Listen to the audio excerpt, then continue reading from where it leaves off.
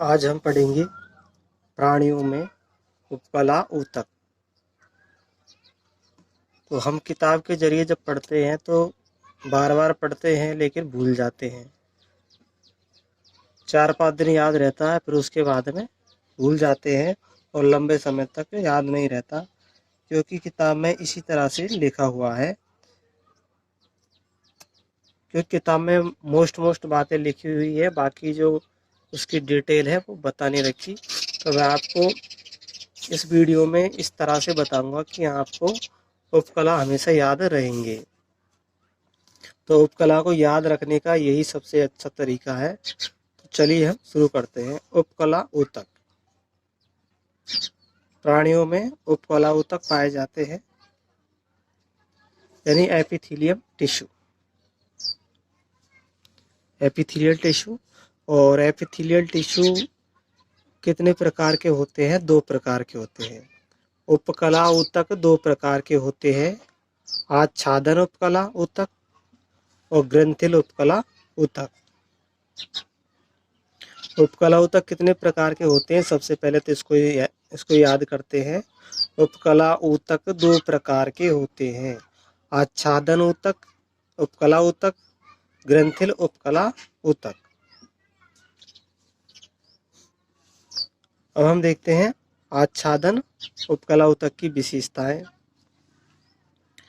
तो ये कहाँ कहाँ पर पाई जाती है कि आच्छादन उपकला ऊतक त्वचा का बाहरी स्तर बनाती है।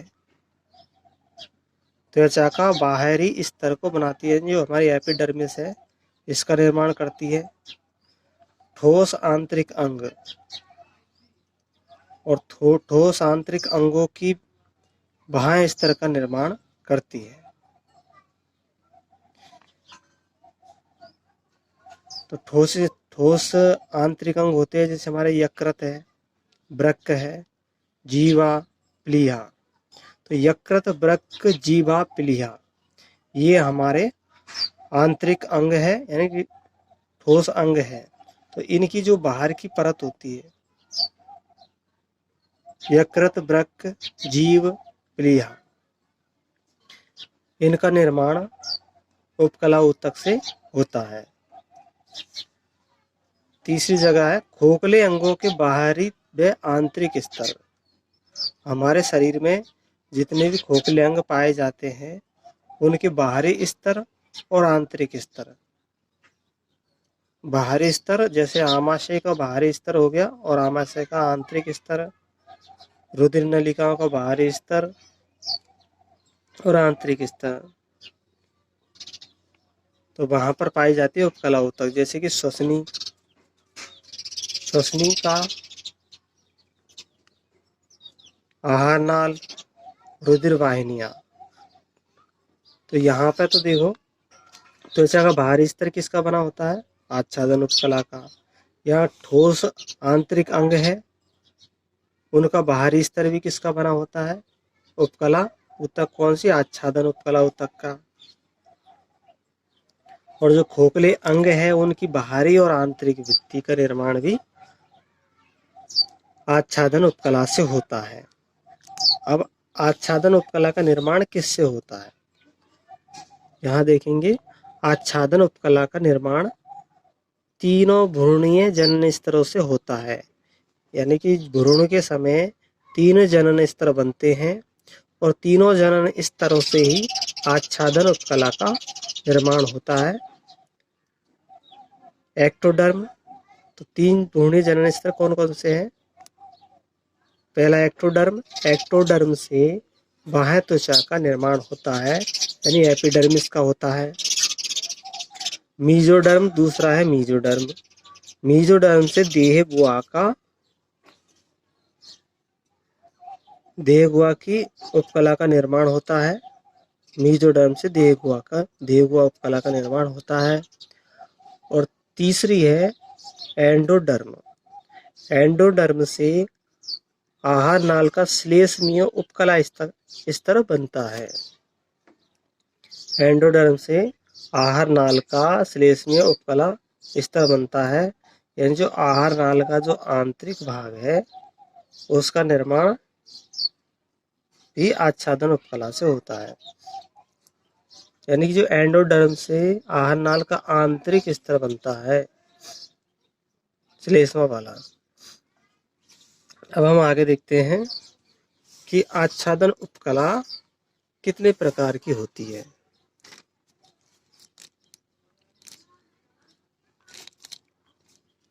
आच्छादन उपकला दो प्रकार की होती है, सरल उपकला ऊतक और संयुक्त उपकला ऊतक। आच्छादन उपकला दो प्रकार की होती है, सरल उपकला ऊतक और संयुक्त उपकला ऊतक।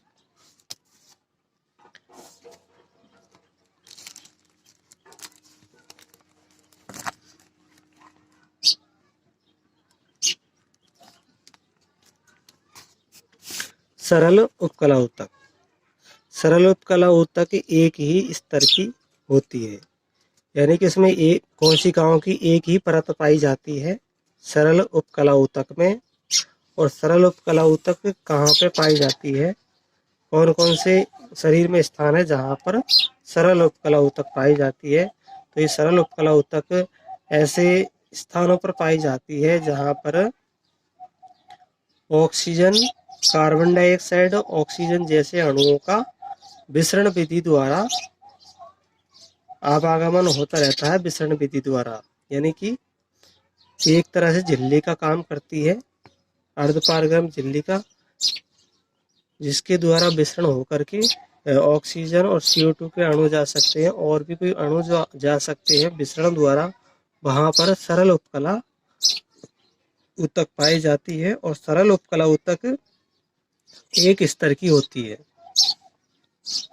दूसरा है जहां अवशोषण व स्त्रवण का काम हो, विसरण का काम हो, यानी जहां पर अवशोषण और स्राव का कार्य हो रहा है जिन अंगों में, वहां पर सरल उपकला ऊतक पाया जाता है। इसके एग्जाम्पल है जैसे हमारा शरीर की देह गुहा। देह गुहा में अवशोषण और स्राव का काम होता है, यानी जो भी हम भोज्य पदार्थ ग्रहण करते हैं उसका पाचन होकर के अवशोषण होता है और वहां से तो वहां पर भी सरल उपकला ऊतक पाई जाती है। नलिकाओं में, यानी जितनी भी नलिकाएं होती है जहां से विसरण विधि द्वारा अणुओं का आदान प्रदान होता है, तो उन नलिकाओं में भी सरल उपकला ऊतक पाई जाती है। फिर वाहिनियां, यानी जितनी वाहिनियां हैं, रुधिर वाहिनियां, श्वसनिकाएं, इनमें सरल विधि यानी सरल उपकला ऊतक पाई जाती है।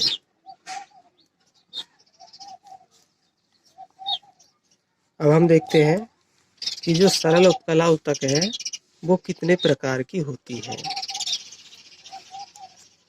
ये जो सरल उपकला ऊतक है ये हमने देख लिया कहाँ कहाँ पर पाई जाती है। जहाँ पर विसरण विधि द्वारा अणुओं का आदान प्रदान होता है, यानी कि अवशोषण स्राव होता है, वहां पर सरल उपकला पाई जाती है। और ये तीन प्रकार की होती है सरल उपकला ऊतक। और जो सरल उपकला ऊतक है ये हमको कक्षा 8 की NCERT की बुक में दे रखा है और बाकी जो आगे की बात है वो नहीं बता रखी, लेकिन समझने के लिए पूरा जानना जरूरी है। तो हम देखते हैं हम सरल उपकला ऊतक। तो सरल उपकला ऊतक तीन प्रकार की होती है, सल्की उपकला ऊतक, घनाकार उपकला ऊतक और तीसरे नंबर के स्तंभाकार उपकला ऊतक। यानी जो सरल उपकला ऊतक है वो सल्की उपकला ऊतक, घनाकार उपकला ऊतक और स्तंभाकार उपकला ऊतक। सल्की उपकला ऊतक में क्या पाया जाता है, यह सल्की होती है, पतली होती है और किनारे पर अनियमित होती है। यानी सल्की उपकला ऊतक की कोशिकाएं सल्की होती है और पतली होती है, वे किनारे और इसके किनारे अनियमित होते हैं। रक्त वाहिकाओं की भित्ति और फेफड़ों के वायुकोश में पाई जाती है। तो सल की उपकला के उदाहरण कौन कौन से? मोस्ट इम्पोर्टेंट यानी रक्त वाहिनिकाओं की भित्ति, रक्त वाहिकाओं या रुधिर वाहिकाओं की भित्ति में सल की उपकला पाई जाती है, क्योंकि यहाँ पर विसरण होता है। और सल की ये कैसी होती है? सल की होती है, पतली होती है, पतली भित्ति वाली होती है और पतली भी होती है और किनारे अनियमित होते हैं और दो स्थानों पर पाई जाती है, मुख्य रूप से रक्त वाहिकाओं की भित्ति और फेफड़ों के वायुकोश, जहाँ से गैस का आदान प्रदान होता है और यहाँ भी गैसों का आदान प्रदान होता है जब श्वसन क्रिया होती है तब। फिर आगे देखते हैं दूसरे नंबर की घनाकार उपकला ऊतक। घनाकार उपकला ऊतक ये घन के आकार की होती है, यानी कि जो सल की उपकला ऊतक की मैं एक सेल से बनाता हूँ, ये अनियमित आकार की होती है और चपटी होती है। इस तरह से एक के ऊपर ये इस तरह से होती है, एक लेयर में पाई जाती है। और जो घनाकार उपकला ऊतक होती है वो घन के आकार की होती है इस तरह से, और इनके बीच में केंद्रक पाया जाता है। घनाकार उपकला ऊतक वृक्क की यानी जो नेफ्रॉन की नलिकाकार भाग में पाई जाती है। और ये पीएमटी की एग्जाम में आ चुका है क्वेश्चन की घनाकार उपकला ऊतक कहाँ पाया जाता है? तो वृक्क के नलिकाकार भाग यानी नेफ्रॉन के नलिकाकार भाग में पाया जाता है।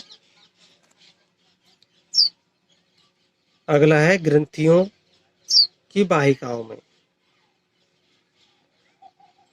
ग्रंथियों की वाहिकाओं में पाया जाता है, जैसे कि लार ग्रंथि,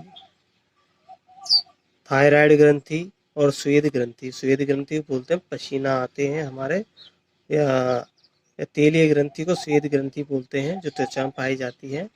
थायराइड ग्रंथि हमारे जिससे थायरोक्सिन हार्मोन स्रावित होता है, थायराइड ग्रंथि। और लार ग्रंथि, तो इन ग्रंथियों से जो स्राव होता है वहां पर घनाकार उपकला ऊतक पाया जाता है। और जो समीपस्थ कुंडलित नलिका है उसमें घनाकार ऊतक पर माइक्रोबिलाई उपस्थित होती है। यानी जो घनाकार उपकला है इसमें जो समीपस्थ कुंडलित नलिका है वहां पर इन कोशिकाओं के ऊपर छोटे छोटे सूक्ष्मांकुर पाए जाते हैं, जिनको माइक्रोबिलाई कहते हैं। तो यहाँ देखा सलकी उपकला और घनाकार उपकला।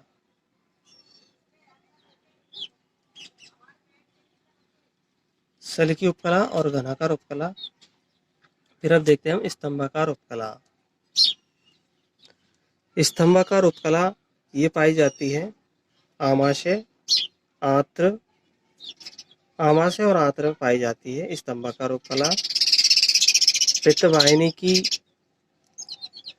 बाह्य आंतरिक भित्ति में भी पाई जाती है। पित्तवाहिनी की बाह्य आंतरिक भित्ति में पाई जाती है, आमाशय में पाई जाती है, आंत्र में पाई जाती है स्तंभाकार उपकला।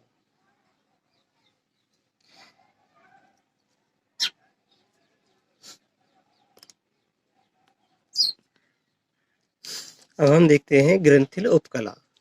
ग्रंथिल उपकला, तो ग्रंथिल उपकला की क्या विशेषताएं होती है कि कुछ घनाकार या स्तंभाकार उपकला, कुछ घनाकार या स्तंभाकार उपकला जिसमें श्रवण की विशेषताएं हो, ग्रंथिल उपकला कहलाती है। ग्रंथिल उपकला किसको कहते हैं? यानी कुछ घनाकार और स्तंभाकार उपकला ऊतक होते हैं जिनमें स्राव करने की विशेषता होती है। ऐसी घनाकार और स्तंभाकार उपकलाओं को ग्रंथिल उपकला कहते हैं। तो हमें दो प्रकार की उपकला देखी थी हमने शुरू में, आच्छादन उपकला और ग्रंथिल उपकला। तो आच्छादन उपकला में तो क्या होता है, यह आच्छादन उपकला है। आच्छादन उपकला में विसरण का काम होता है और यहाँ पर और ग्रंथिल उपकला में स्राव का काम होता है। तो ये कहाँ कहाँ पे पाई जाती है? आच्छादन उपकला, ग्रंथिल उपकला ये पाई जाती है। एक कोशिकीय भी होती है और बहुकोशिकीय भी होती है। एक कोशिकीय का उदाहरण है आहार नाल की कलश कोशिकाएं। आहार नाल की कलश कोशिकाएं ये स्राव का काम करती है। इन कोशिकाओं को गोबलेट के नाम से भी जानते हैं। गोबलेट, कलश कोशिकाओं को गोबलेट के नाम से जानते हैं। और दूसरी है बहुकोशिकीय। बहुकोशिकीय ग्रंथिल उपकला यानी कि दो या दो से अधिक कोशिका यानी कि अनेक कोशिका मिलकर के जब स्राव का काम करती है तो उनको हम कहते हैं, उसका उदाहरण है लार ग्रंथियां। लार ग्रंथियां, आहार नाल की गॉबलेट सेल, ये ग्रंथिल उपकला का उदाहरण है, यानी कि ये किसी रस का स्राव करती है। अब हम देखते हैं,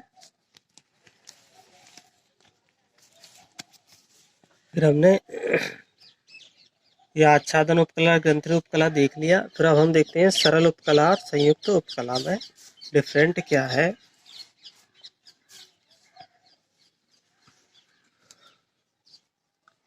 सरल उपकला और संयुक्त उपकला। तो सरल उपकला वे होती है जो एक ही स्तर की होती है। संयुक्त उपकला वे होती है जिनमें एक से अधिक स्तर उपस्थित होते हैं, यानी जिनमें एक से अधिक लेयर पाई जाती है। यानी कोशिकाओं का जो परत है वो एक के ऊपर एक इस तरह से चढ़ी होती है, तो उसको हम कहते हैं संयुक्त उपकला। और संयुक्त उपकला का कार्य क्या है? रासायनिक व यांत्रिक प्रतिबलों से रक्षा करती है। यानी कि जिन अंगों में ये पाई जाती है संयुक्त उपकला, वे उन अंगों की रासायनिक और यांत्रिक प्रतिबलों से रक्षा करती है। इनके स्थान है, एग्जाम्पल है त्वचा की शुष्क सतह।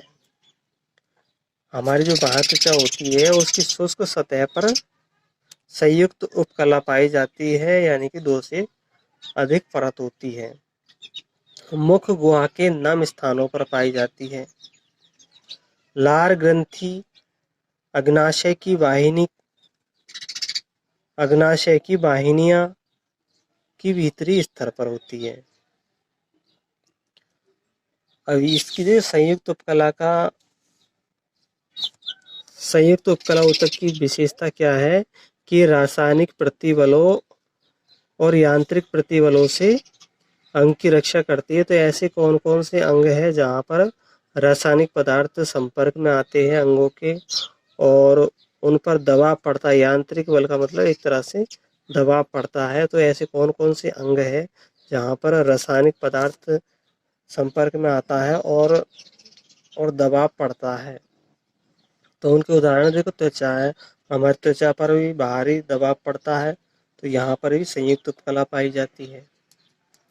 मुख गुहा है, मुख गुहा में भी हमें क्या है, दबाव पड़ता है, भोजन खाते हैं, रासायनिक पदार्थ भी जाता है, तो यहाँ भी कैसी होती है, संयुक्त उपकला होती है।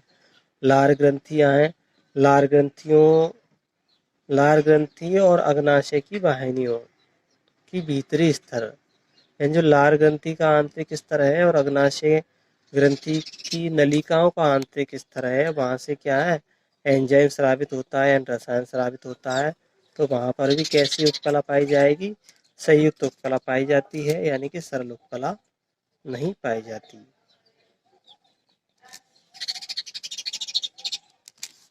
और फिर आप ये तो देख ही चुके हैं सल की उपकला यानी सरल उपकला के उदाहरण है। अब हम देखते हैं कि जॉइंट की दो उपकला कोशिकाएं, जो उपकला है, उपकला ऊतकों के मध्य यानी कोशिकाओं के मध्य कितने प्रकार की संधि पाई जाती है? उपकला ऊतक की कोशिकाओं के मध्य तीन प्रकार की संधि पाई जाती है। दृढ़ संधि, आसंजी संधि और गैप संधि। गैप संधि को अंतराली संधि भी कहते हैं। कि दृढ़ संधि का कार्य क्या होता है, यानी कि अणुओं को ऊतकों से बाहर निकलने से रोकती है। यानी कि दृढ़ संधि का काम होता है, जितने भी अणु होते हैं उनको ऊतकों से बाहर जाने से रोकने का काम करती है दृढ़ संधि। ऊतकों को जाने से, यानी ऊतकों से आर पार नहीं होने देती ये संधि। जितने भी पदार्थ होते हैं यहाँ संपर्क में आते हैं उनको जाने से रोकती है। आसंजी संधि। आसंजी संधि पड़ोसी कोशिकाओं के जीव द्रव्यों को एक दूसरे से जोड़ती है।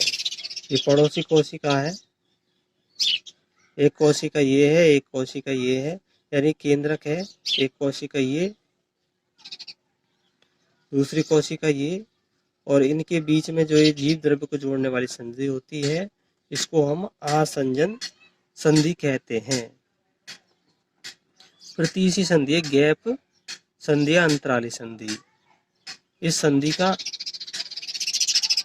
यानी कि आयन और छोटे अणु कभी कभी बड़े अणुओं को तुरंत स्थानांतरण का कार्य करती है। तो ये जो संधि पाई जाती है गैप संधि या अंतराली संधि, यह संधि आयन हुए, छोटे अणु, कभी कभी बड़े अणुओं को तीव्र गति से स्थानांतरण का काम करती है। अगर जरूरत पड़ती है तो तेजी से आयन अणु और बड़े बड़े अणुओं को स्थानांतरण करने का काम करती है। यह है गैप संधि। तो मैं उम्मीद करता हूँ कि आपके समझ में आ गया होगा।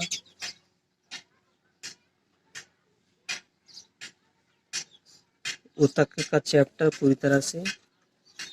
तो वीडियो को लाइक कर देना और चैनल को सब्सक्राइब कर देना।